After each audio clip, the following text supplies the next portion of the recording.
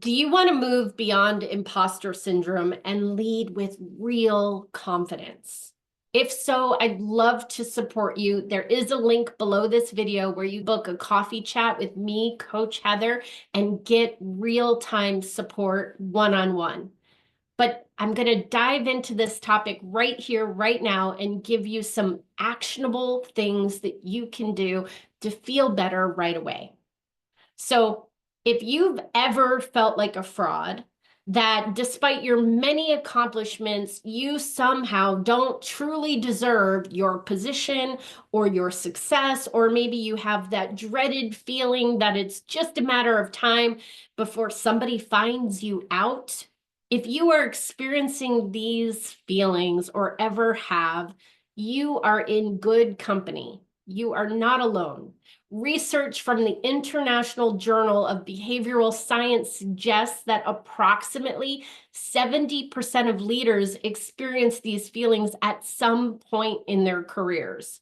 And from my work with leaders in entrepreneurial business and teams, it feels like that percentage is a lot higher. Here's the really fascinating thing. Imposter syndrome often intensifies with success rather than diminishing.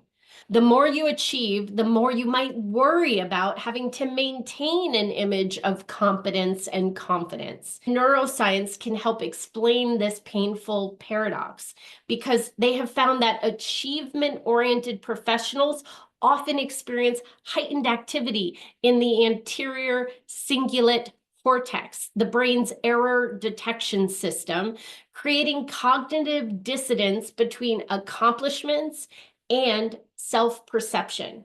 This leads to a constant internal narrative of not being enough, despite all external evidence to the contrary. Imposter syndrome mindset leads to several leadership challenges, which you might be very well acquainted with. The first is perfectionism that exhausts both you, your team, and anyone around you. Risk aversion that limits your innovation and growth. Overworking constantly to prove your worth rather than create value. Difficulty delegating because no one will do it right. I hear that one a lot. Reluctance to express vulnerability or uncertainty as if it's a fatal flaw that you have to totally keep hidden. And this is where mindful leadership offers you a transformative approach through what we call compassionate authenticity. Structured practices that build a foundation for genuine confidence and impactful leadership. The first key practice is self-compassion, which research shows actually enhances performance rather than diminishing it. Dr. Kristen Neff's work is foundational in this area and identifies three components: self-kindness instead of self-criticism, common humanity instead of isolation, knowing I am not alone in these feelings. This is one of the reasons I'm making this video today.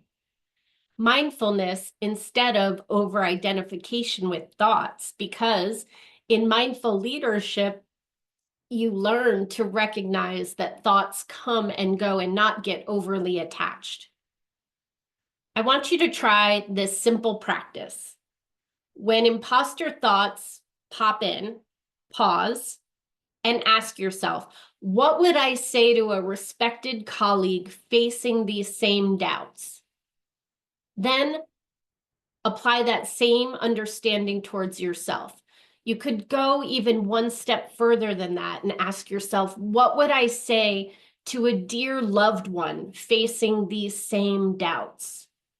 Then really, really try to apply all of that compassion and care towards yourself.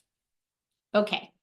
A second practice I'm sharing with you here today is reframing achievement through what Stanford psychologist Carol Dweck termed growth mindset. So you've probably heard of it, but do you really apply it?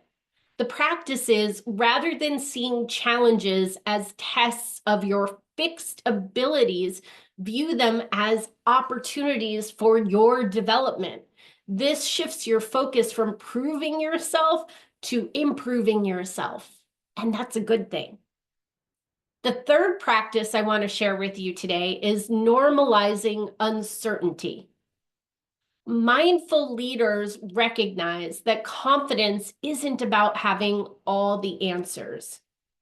It's not. It's about being comfortable in not knowing. By openly acknowledging uncertainty in appropriate contexts, you create psychological safety for your team to do the same.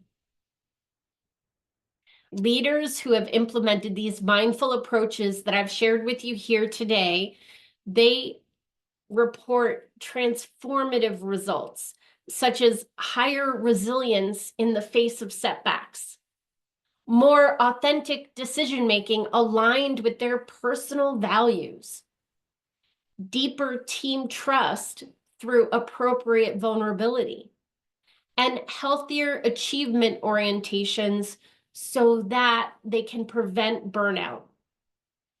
Perhaps most importantly, leaders model a more sustainable relationship with success for their entire organization. When leaders demonstrate that contribution is valued over perfection, that growth matters more than flawlessness, they create cultures where innovation and authentic engagement can flourish. Remember, your team doesn't need you to be perfect. They need you to be present, authentic, and engaged. Your humanity is not a leadership liability. It is your greatest asset in building connection, trust, and influence. As Brené Brown has shared, vulnerability is not winning or losing. It's having the courage to show up and be seen when we have no control over the outcome.